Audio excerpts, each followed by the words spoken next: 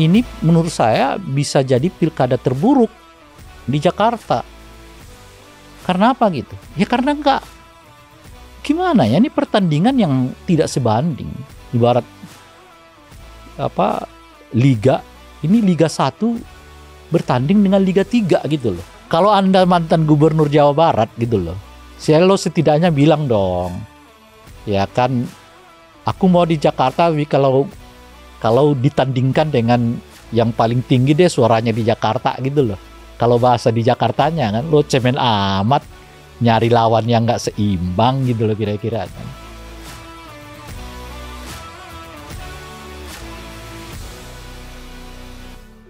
Halo Smart Viewers, selamat datang di Good Talk di Binus TV sebagai digital content creator kampus pertama di Indonesia.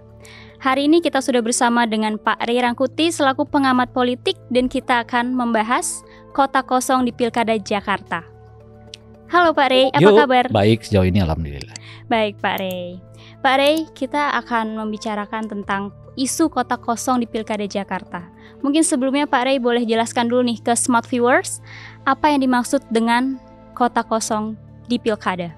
Jadi kota kosong ini dahulu sebetulnya tidak dibolehkan. Jadi di Pilkada itu harus dinyatakan minimal pasangan itu ada 2, itu minimal. Tetapi muncul persoalan. Persoalan pertama adalah kenyataannya di satu daerah itu calon yang sangat kuat itu udah terlalu tinggi. Gitu. Misalnya udah mencapai 60-70% elektabilitasnya gitu ya. Nah partai-partai nggak mau lagi nyalonin yang lain, yang susah gitu. Apain kita nyalonin yang lain, udah buang-buang uang gitu lah kira-kira kan, buang-buang dana gitu. Jadi mentok, gimana dong? Cuman ada satu pasangan gitu, aturannya belum mengatur gitu. Akhirnya itu pertama. Persoalan kedua, di daerah itu cuman ada 2 pasangan. Tiba-tiba satu pasangan yang lain itu berhalangan, entah karena sakit, entah karena meninggal, sudah diganti juga punya masalah atau kasus hukum, macam-macam lah faktornya gitu. Sehingga tetap tinggal satu pasangan. Nah akhirnya melihat situasi itu, undang-undang direvisi. Disebut bahwa kalau terjadi kementokan seperti itu ditunda ya pilkadanya sekitar 3 atau 4 bulan gitu untuk mencari pasangan yang lain. Kalau akhirnya tetap tidak ada, dia akan dilawankan dengan kota kosong itu.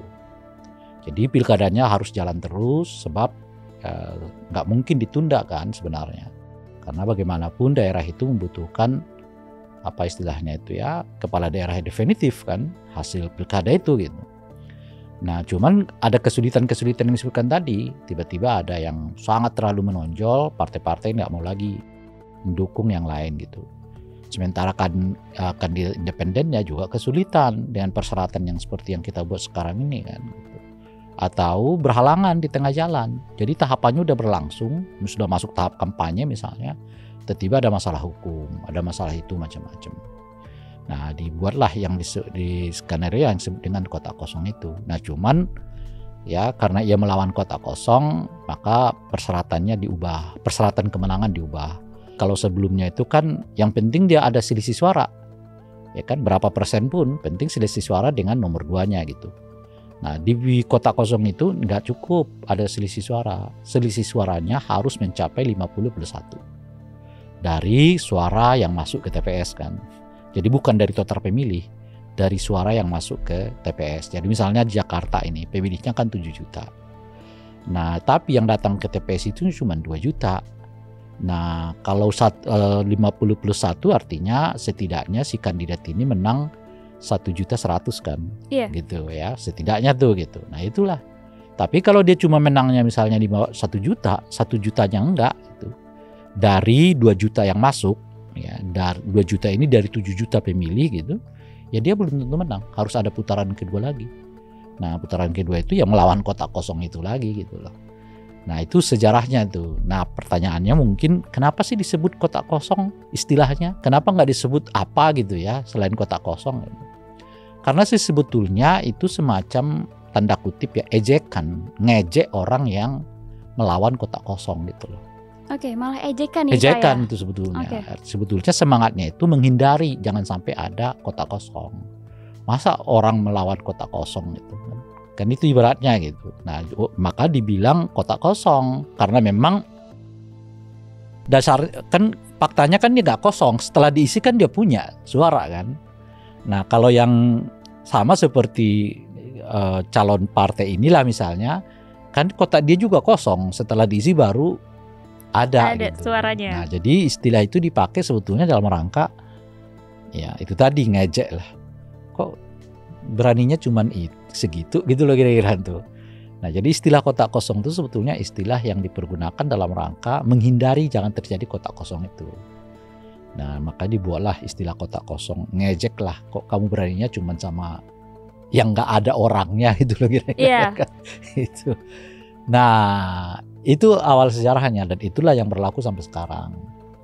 Sebetulnya ada, kalau kita berbicara sistemnya ini banyak sekali nih kendala-kendalanya menurut saya. Misalnya begini, kalau ada orang yang merasa pemilihannya itu nggak jurdil, manipulatif, dan manipulasinya dilakukan oleh calon partai lah misalnya, lalu menggugatnya siapa? Nah, yang nggak ada, karena masa kotak kosong menggugat. Tapi orang merasa ini ada apa namanya, ada kecurangan lah gitu. Yang gugatnya nanti siapa? Gitu. Nah, yang kedua adalah kalau justru yang merasa curang itu si kandidat yang partai lah gitu, masa dia mau gugat kotak kosong? Siapa yang digugat? Tidak ada. Kotak kosong. Namanya tidak ada. Tidak ada. Gitu.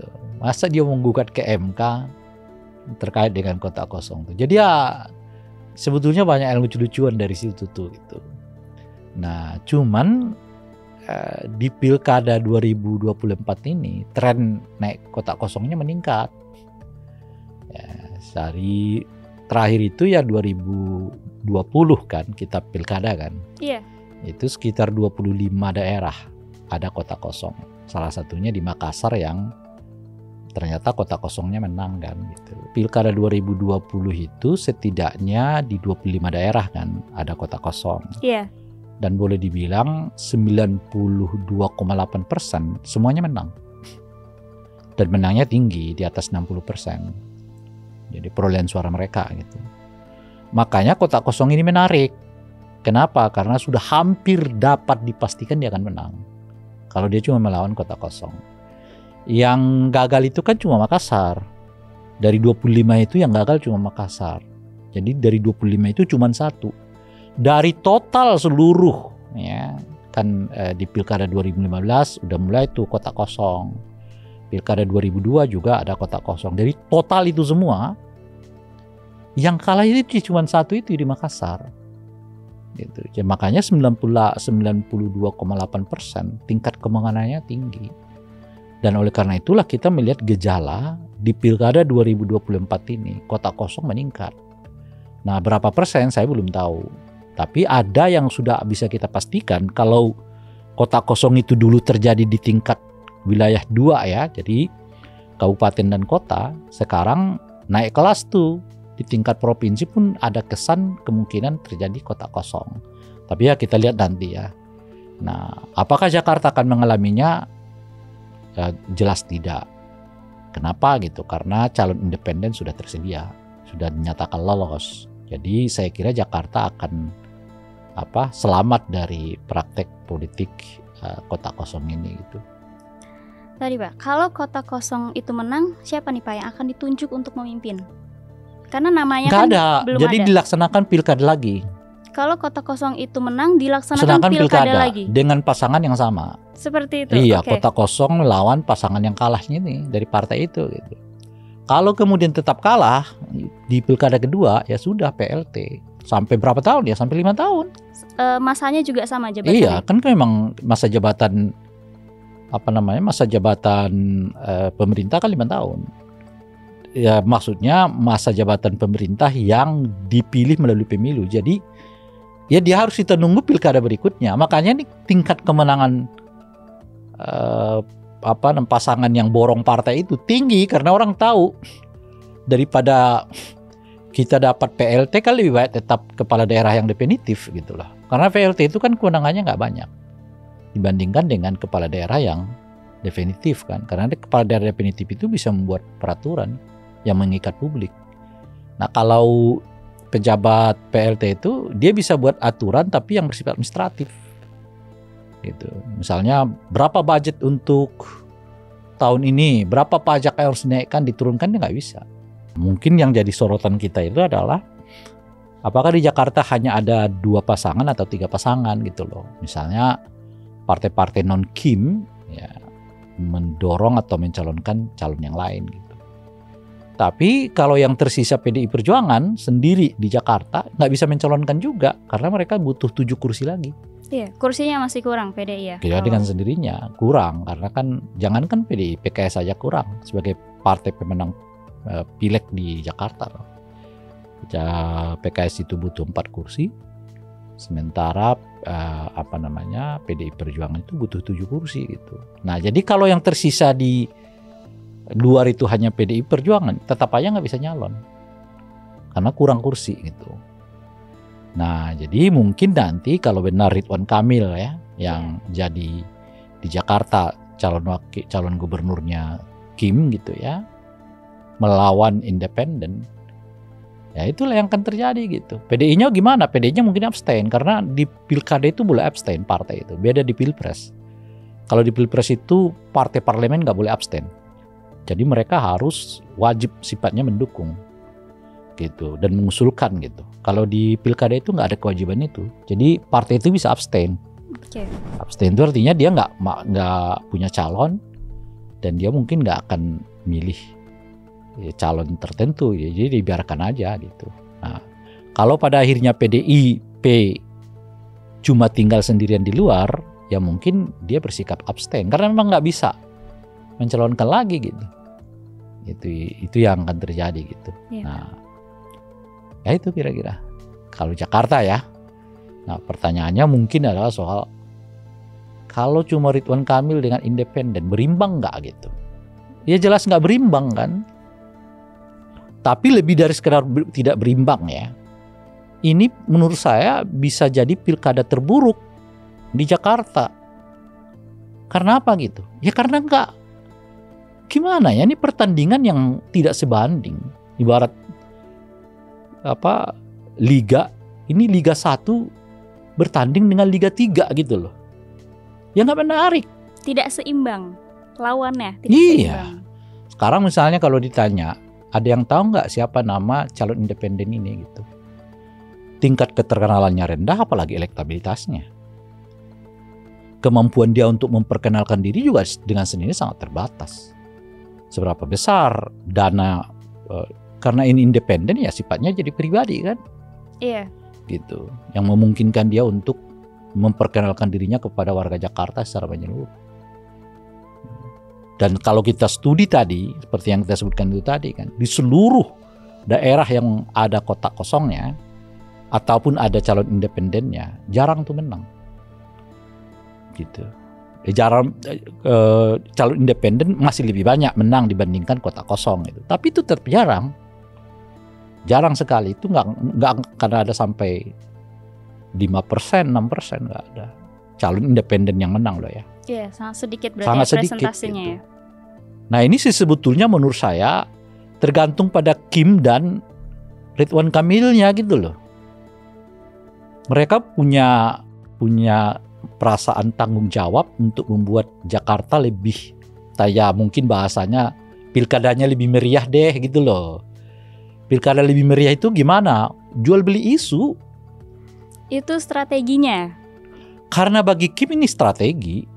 Ya, kenapa gitu? Karena kalau mereka punya lawan politik dari partai, mereka bisa kalah. Karena di Jakarta Ridwan Kamil nggak populer. Elektabilitasnya paling tinggi 10%. Menurut survei sekitar 3-4 minggu yang lalu ya, sebulan yang lalu gitu. Dalam hitungan, ini kan September, Oktober.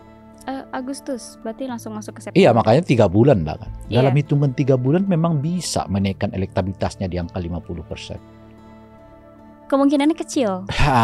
Hitung-hitungan rasionalnya aja lah ya kan. Gitu. Sementara partai yang solid betul mendukung Kim itu saya kira cuma dua, PKS dengan Gerindra ya. Tapi dengan PKS meninggalkan Anies, ya mungkin sebagian pemilih PKS itu juga belum tentu milih RK gitu loh. Jadi ya nggak semua full gitu ya, pemilih PKS itu akan milih RK juga gitu. Nah kalau ada lawannya, dan lawannya itu adalah Ahok atau misalnya Ridwan Kamil gitu, Anies Baswedan gitu, potensial kalah juga.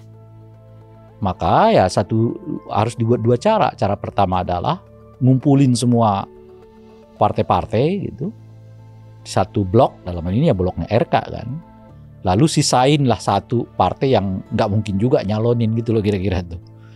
Ya kan, itu skenario pertama. Skenario yang kedua, yang nggak usah semua borong, sisain aja di luar satu atau dua partai, tapi mereka bisa nyalonin, tapi usahakan Anies jangan ikut gitu. Anies malah tidak dibawa-bawa ya? Iya, jadi kan sebetulnya persoalannya itu ada dua bagi Kim ini. Pertama adalah jangan melawan Anies karena mereka akan kalah kan.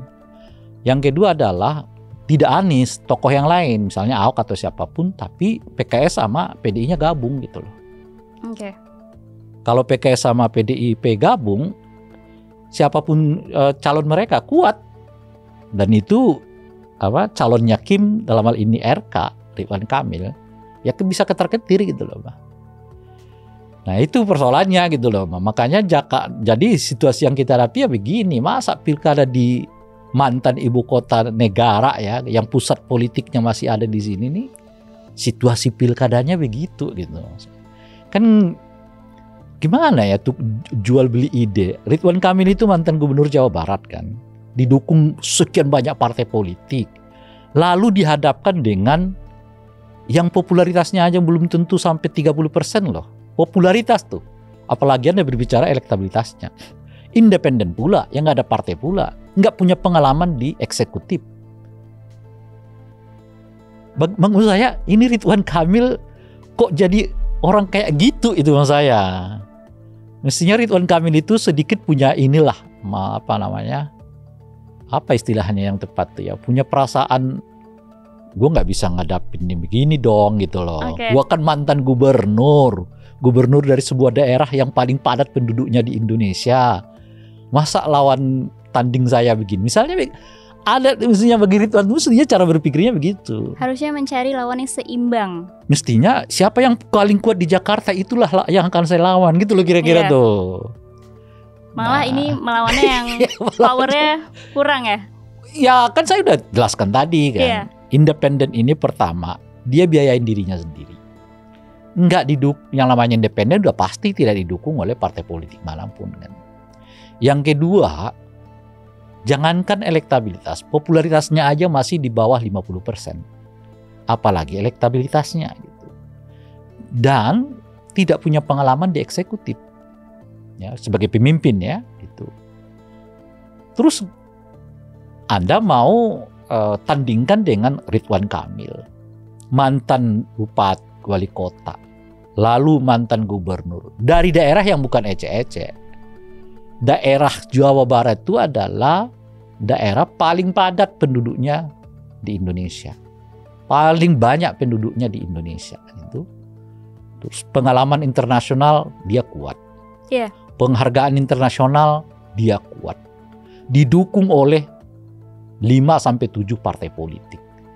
Ya sudahlah, gimana lagi jelasinnya gitu loh. Maksud saya ini lebih pada soal Bung Ridwan Kamil, Anda mau begini ya caranya, itu maksud saya gitu. Iya Pak, ya.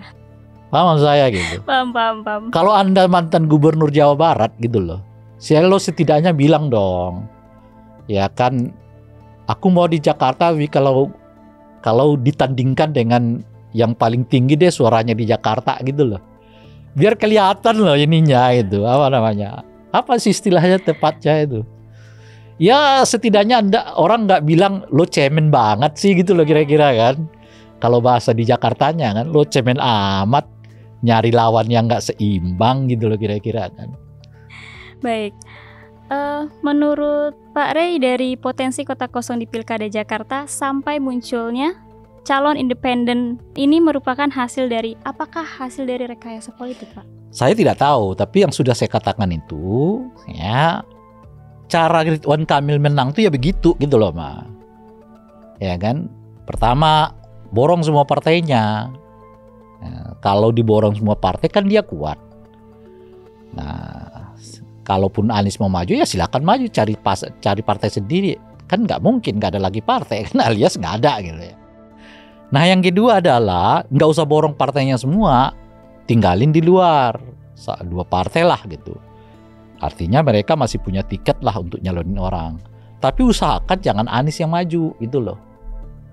Mungkin kalau dari prediksi Bapak siapa nih Apanya? lawannya yang seimbang Lo Anies sama Ahok kan? untuk melawan Ridwan Kamil? Iya. Anies sudah mencapai 40%, Ahok 30%, Ridwan Kamil 10%.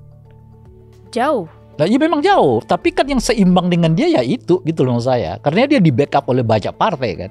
Iya. Gitu. Kalau mau nyari yang seimbang gitu loh. Makanya kan itu lagi-lagi kembali ke Ridwan Kamil. Gua ini di backup oleh banyak partai, masa dilawankan misalnya gitu loh. Iya, Pak. Jangan cemen gitu loh saya. Perlihatkan dong Anda mantan wakil gubernur yang dianggap sukses loh di Indonesia ya, mendapat begitu banyak penghargaan gitu. Pernah digadang-gadang sebagai calon wakil presiden juga kan. Iya, meskipun sempat. gak jadi sempat kan nama dia beredar gitu Dulu ya. sempat, iya. Lalu tiba-tiba dilawankan, setidaknya dia mengatakan ya Ahok lah yang 30% gitu. Biar kita seimbang. Dan di Jakarta pula, Jakarta itu pusat perhatian nasional ya. Kalau terkait dengan pilkada. Ya. Jadi seperti 2017 yang lalu, itu orang menyebut pilkada rasa pilpres kan gitu. Iya, Karena semua perhatian orang datang ke Jakarta. Jakarta. Nah sekarang juga situasinya begitu kan. Nggak, ini dari diskusi ini Ridwan Kamil merasa tertantang nggak ya, itu aja sebenarnya. Iya. Kalau kita udah main, misalnya lo ya kalau main sepak bola nih, kalau kita udah di Liga 1, masa mau ditandingkan dengan katakanlah misalnya tiba-tiba meskipun profesional ya, tiba-tiba ditarik ke klub Liga 3 gitu ya. Ya kalau saya nggak mau ya kan? Bukan tandingan ya. Iya, apalagi sudah pernah digadang-gadang menjadi calon pemain nasional kan. Tiba-tiba ada Liga 3 yang minjam jasa saya gitu. Iya, Main dong gitu, apalagi main tarkam ya kan, lebih nggak lagi gitu loh saya. Pertanyaannya kenapa di Jakarta nggak dibuat kotak kosong aja misalnya begitu ya? Iya. Ya karena dibuat kotak kosong ya Kimnya bisa kalah juga. Saya kira warga Jakarta jengkel, nggak mau digituin gitu. Akhirnya ya menangin aja kotak kosongnya. Nah itulah pintarnya mereka juga, karena mereka tahu kalau kosong nih, ya kan, wah masyarakat Jakarta justru tanda kutip ya marah gitu. Dengan memilih rame-rame milih kotak kosong, peristiwa Makassar bisa terjadi. Iya, bisa Ya kan? terjadi Bisa lagi. terjadi. Terulang di Jakarta. Nah, syukurnya tersedia calon independen itu. Ya kan? Saya tidak mengatakan bahwa calon independen itu diciptakan oleh mereka, tidak. Karena calon independen ini sudah ada jauh sebelum nama RK muncul. Oh iya Pak, jauh Iya, sebelumnya. dia udah kerja. Sudah, oke. Kerja, saya tahu. Dia udah lama ngumpulin KTP macam-macam. Jauh sebelum RK muncul. Nama RK diperbincangkan ke Jakarta lah ya. Jadi dia udah keluar itu. Oke. Nah justru itu yang saya mau mengatakan. Dia ini udah lama loh kerja di Jakarta. Mungkin 6 bulan, 7 bulan sebelum sekarang. Dia udah kerja tuh. Ngumpulin KTP macam-macam gitu. Karena kita juga udah pernah disampaikan oleh beliau, saya mau maju nih gitu ya.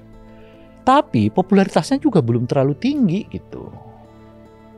Nah itu kan artinya kan, dan Jakarta bukan kali pertama ini dapat calon independen. Di pilkada 2017, sebelum 2017 itu juga ada calon independennya.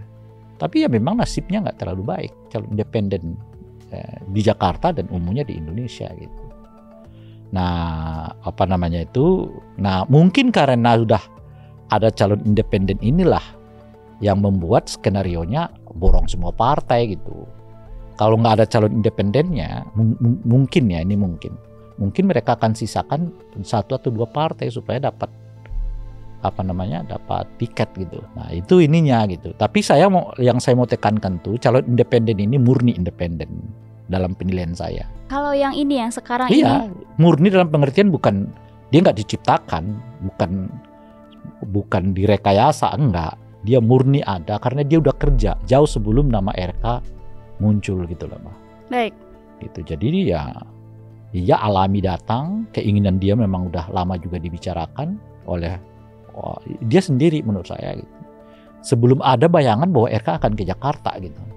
Jadi dia udah mempersiapkan dirinya untuk calon independen gitu. Jadi dia murni, dia alami, bukan rekayasa, tapi karena udah tersedia itu, maka skenarionya adalah borong partai sebanyak-banyaknya gitu. Karena kalaupun nanti nggak ada partai yang mencalonkan, toh kemungkinan masih ada calon independen, dan itu terjadi sekarang gitu. Baik. Ya, seru sekali Pak ya. Kalau kita ngomongin tentang mereka strateginya segala macam. Betul. Karena seru, kau selalu undang aku ke sini kan. Iya. Siapa tahu nanti kita bisa ngobrol lagi nih Pak ya. Iya. Masih ada tahap kampanye loh. Biasanya seru lagi tuh kan. Iya, masih ada tahap kampanye, pemilihan. Kalau ada sengketa, ya sengketa lagi gitu. Ada nggak Pak ya kira-kira? Kita nggak tahu. Kita masih belum bisa prediksi ya untuk hal itu ya. Kita nggak bisa tahu. Tapi semoga nggak ada Pak. Kenapa? Tapi semoga nggak ada. Ya tentu saja. Biar damai-damai. Semua kita bukan soal damai. Gimana Pak? Gini loh, Mbak. Demokrasi itu dibuat salah satu tujuannya untuk menjadikan perbedaan itu lebih beradab. Jadi jangan berpikir demokrasi membuat damai, enggak. Karena secara alami setiap orang berbeda. Oke. Nggak bisa Anda persatukan. Di negara otoriter lah persatuan itu bisa diciptakan. Bukan persatuan, keseragaman bisa diciptakan. Lalu mengapa kita milih demokrasi? Karena kita menyadari kita beragam. Dan beragam cita-cita juga, kemauan. Lalu gimana? Kalau nggak dikelola dengan benar, kan berantem. Dalam pengertian yang sesungguhnya loh ya. Bisa kejam lah gitu. Nah, demokrasi dibuat untuk membuat perbedaan itu dimunculkan, dinaikkan ke atas, tapi dengan cara yang beradab. Dengan cara yang dialog gitu loh. Nah, kalau kita bicara konteks itu, makanya kita sayangkan kalau Jakarta cuman ada 1 atau 2 gitu loh. Minimal 3 supaya dialognya itu muncul gitu kira-kira. Jadi bukan soal tentram ya. Iya. Yang mau kita ciptakan itu adalah soal gimana caranya nggak ada sengketa karena kita berharap pilkadanya dikelola dengan baik kan kira-kira gitu. Kok jadinya begitu ya? Baik, Pak Rey. Terima kasih sudah ngobrol-ngobrol di Good Talk pada hari ini ya Pak Rey ya. Sama-sama. Untuk Smart Viewers, kalau kalian masih punya pertanyaan, boleh banget untuk komen di kolom komentar. Dan terima kasih sudah menonton episode Good Talk kali ini. Jangan lupa untuk like, komen, dan juga subscribe YouTube channelnya Binus TV. Bye-bye!